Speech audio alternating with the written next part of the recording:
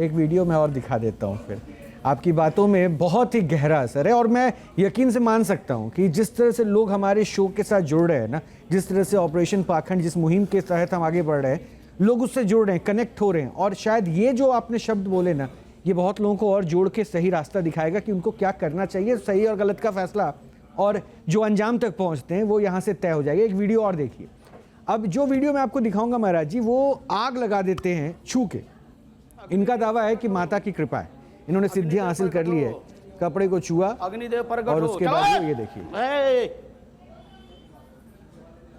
देख लिए। अब अगर ऐसा कुछ देखे, दिखाई दे रहा है, ऐसा कोई कुछ देखे, क्योंकि एक तस्वीर और भी मैं आपको दिखाऊंगा इसके साथ साथ, ऐसी कोई चीजें लोग देखे जो परेशान हो, कई तरह की परेशानियां होती है व्यक्ति विशेष में, तो उसको नहीं लगेगा कि ये चमत्कार हो गया भगवान की तो असीम अनुकंपा सीधा इस शख्स पे। वो देखिए हाथ हवा में है और अभी वो हीरा जो है, हीरा अचानक देखिए हाथ में ताली बजा रहे हैं और अचानक से हवा में हाथ वो हिलाएंगे और हाथों में हीरा। बहुत ज्यादा चल रहा है। अब ये तो दुकान ही हो गया ना, ये कोरोना के बाद ज्यादा स्पीड पकड़ गया है।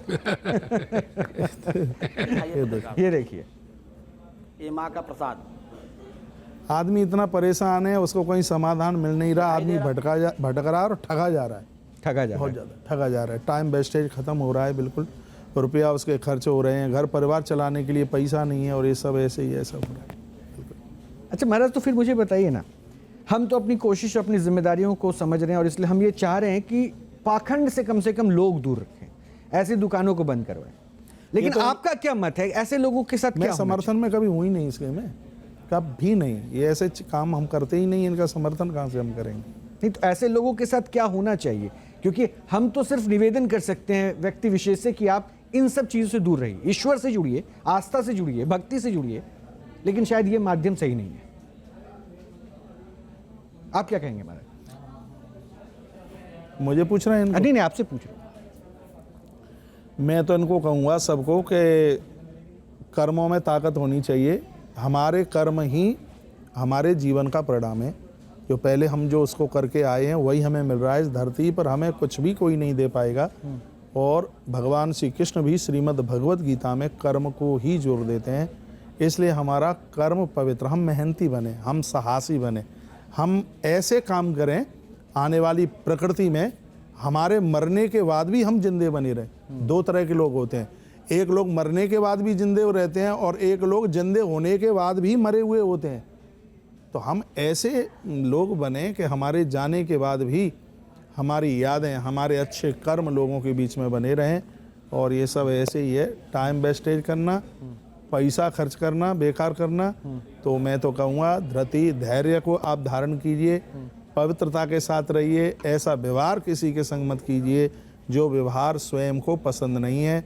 हम किसी के लिए बहुत बड़ा फ़ायदा ना कर पाएँ तो हमारी वजह से किसी को नुकसान भी नहीं होना चाहिए। हम किसी को झोंपड़ी ना बना पाएँ तो हमारी वजह से किसी की झोंपड़ी उजड़नी नहीं चाहिए।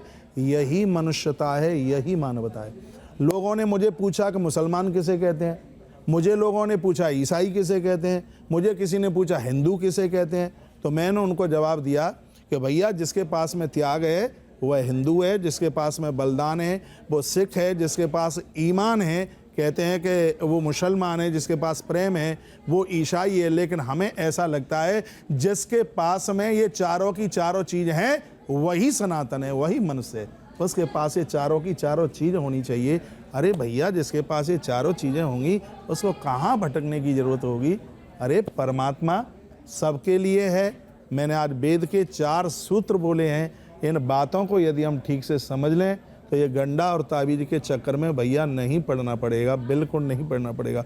और ये सब धर्मों में चल रहा है, ये अपने में ही नहीं, ये सब में मैं वही सबको दिखा रहा हूँ। और मुझे लगता है कि पाताल बाबा इस बात से इत्तेफाक रखेंगे कि हमने ऑलमोस्ट हर धर्म के साथ जुड़े हुए इस पाखंड को उजागर किया है। क्या स्वामी जी ने जो बात कही वो सनातन के लिए, वेद के लिए और मनुष्य को जीने के लिए बहुत ही अच्छी बात कही।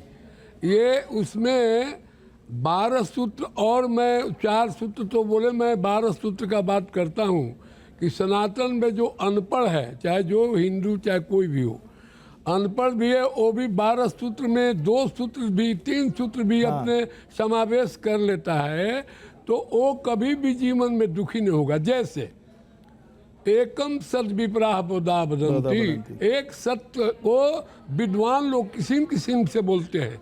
एकस्व भुवनस्व राजा, संसार का एक ही मालिक है, कोई भी नहीं बोला, हमारा वेद बोलता है। बिल्कुल अस्तन वेदा कृमिचाक्र संति। जब हम रोहित रंजन को नहीं जानते हैं, इंडियन नेशन को नहीं जानते हैं, कक्कर साहब को नहीं जानते हैं, स्वामी जी को नहीं जानते हैं, तो आप क्या जानते हैं? आप कुछ नहीं जानते हैं। जब मनुष्य को नहीं जानते हैं तब कुछ नहीं जानते।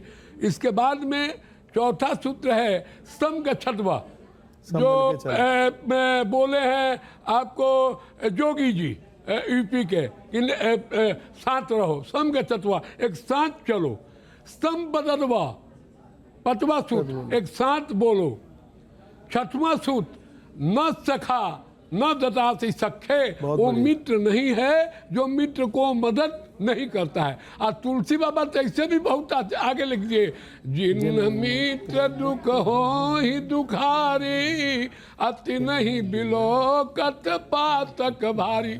न्यूज नेशन अब व्हाट्सएप पर खबरों के ताजा अपडेट के लिए न्यूज नेशन के इस QR कोड को स्कैन करें।